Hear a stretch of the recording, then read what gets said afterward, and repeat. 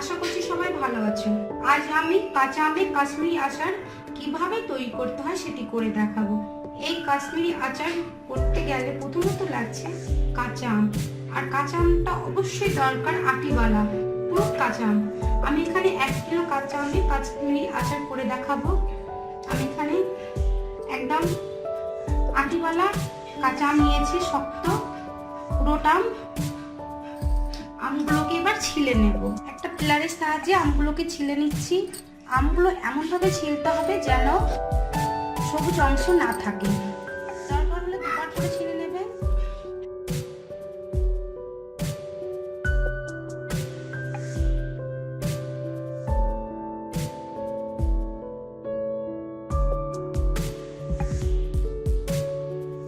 আমগুলো এইভাবে ছিলে নেব যেন সবুজ অংশ কোনো রকম ভাবে না থাকে। এইভাবে সবগুলো ছিলে নেব। আমি এখানে একটা বাটিতে জল নিয়েছি, এবার সরাসরি আমগুলো জলে আমি ডুবিয়ে দিচ্ছি। তো এইরকম ভাবে সব আমগুলোকে আমি ছিলে দিচ্ছি।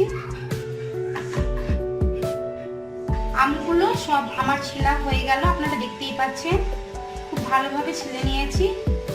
আমের এতটুকু সবুজ অংশ নেই। এবার আমগুলোকে আমি একটা কাঁটা চামচা দিয়ে ফুটো করে নেব। এইভাবে কাঁটা চামচা দিয়ে ফুটো করে নেব সব আমগুলোকে। এমনভাবে ফুটো করতে হবে যেন কাঁটা চামচাটা আটি পর্যন্ত ঢুকে যায়। তো এইভাবে আমি সব ফুটো করে নিচ্ছি।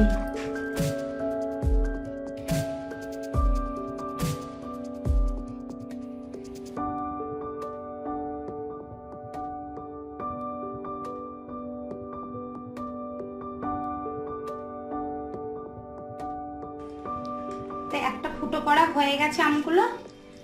এইরকম ভাবে সব আমগুলো আমি ফুটো করে নেব।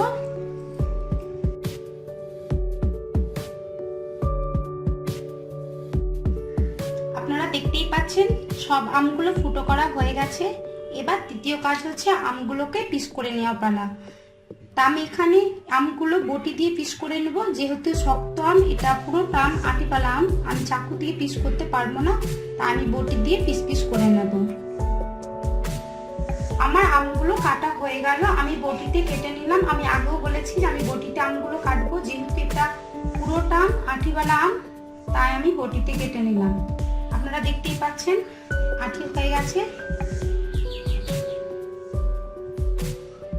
এবার ঠান্ডা নরমাল জলে আমগুলোকে ভিজিয়ে রাখবো। জলটা এমন ভাবে দিতে হবে যেন সব আমগুলো জলের মধ্যে ডুবে থাকে। এবার দিয়ে দিচ্ছি 2 চামচা লবণ। লবণটা দেওয়ার কারণ হচ্ছে আমের কষটা বার করে দিবে।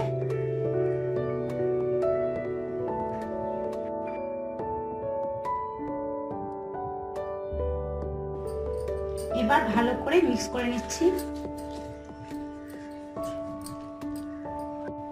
এবার এই লবণ জলে আমি 1 থেকে 2 ঘন্টা ভিজিয়ে রাখবো।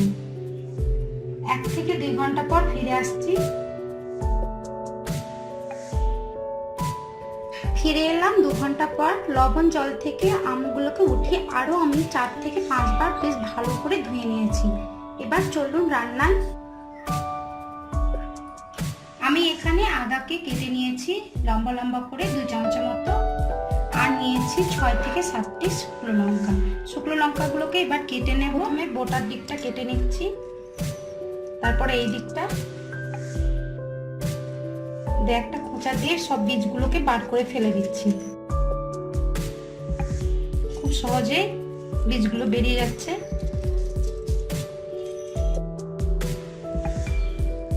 এইরকম ভাবে আমি সব বীজগুলোকে বার করে নেব। সব লঙ্কাগুলো থেকে আমি বীজগুলো বার করে ফেলে দেব। এবার লঙ্কাগুলোকে ছোট ছোট করে কেটে নেব।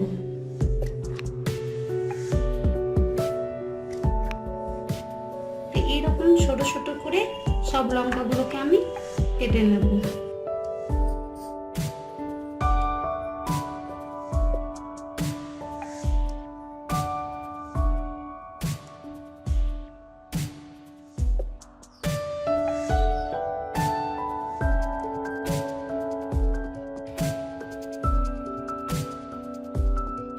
গ্যাসটা এবার আমি অন করে একটা কড়াই বসিয়ে দিলাম। এবার আমটা সেদ্ধ করার জন্য আমি চিনি সেরা করে নেব। দিয়ে দেবো 1.5 কিলো চিনি। 1 কিলো আমের জন্য আমি এখানে 1.5 কিলো চিনি দেবো। 3 কাপ জল দিয়ে চিনি সেরাটা করে নেব। এবার চিনিটাকে নাড়াচাড়া করে আমি সেরা করে নেব। চিনিগুলো গলে গেছে, আপনারা দেখতেই পাচ্ছেন। এরকম যখন চিনিগুলো গলে যাবে, যে আদাটা আমি প্রথমেই কুচি করে রেখেছিলাম, কুচি করে আদাটা এবার দিয়ে দিচ্ছি। আদাগুলো আমি 1 মিনিট রান্না করলাম। এবার দিয়ে দিব সাদা সিরকা। এই সাদা সিরকাটা দেওয়ার কারণ হচ্ছে আচারটাকে দীর্ঘদিন সংরক্ষণ রাখবে। 1/2 কাপ দিয়ে দিলাম। এবার দিয়ে দেবো 1/2 চামচা লবণ। এবার 1 মিনিট আমি ফুটিয়ে নেব।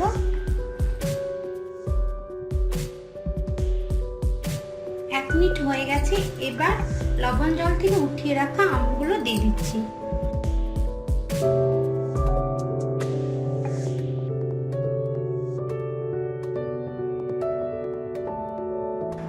ভালো করে মিক্স করে নিচ্ছি। আমগুলো দিয়ে আমি মিডিয়াম আঁচে সেদ্ধ করে নেব।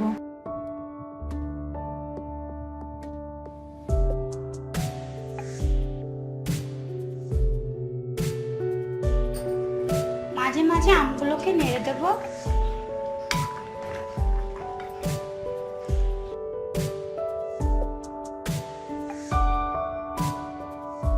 খুব আলতো হাতে নেড়ে দিতে হবে।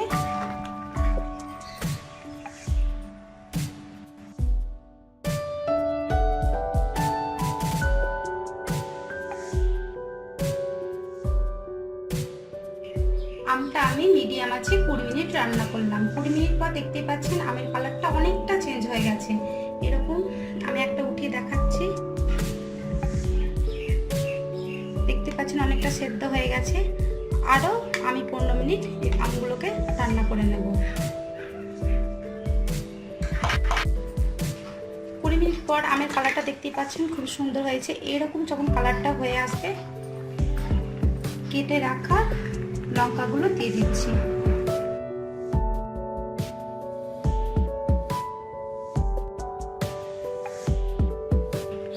লঙ্কাগুলো দিয়ে আমি আমের সঙ্গে মিক্স করে নিচ্ছি। খুব আলতো ভাবে নাড়তে হবে।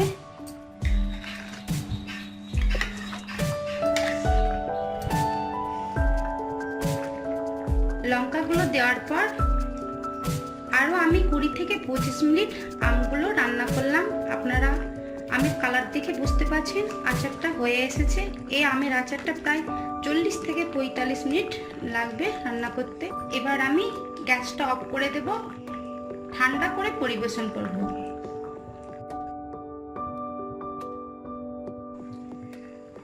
রসটা এইরকম অবস্থায় রাখতে হবে। ঠান্ডা হয়ে যাওয়ার পর আরো রসটা গাঢ় হবে। তৈরি হয়ে গেল কাশ্মীরি আচার। এই আচারটা ঠান্ডা করে আমি পরিবেশন করলাম।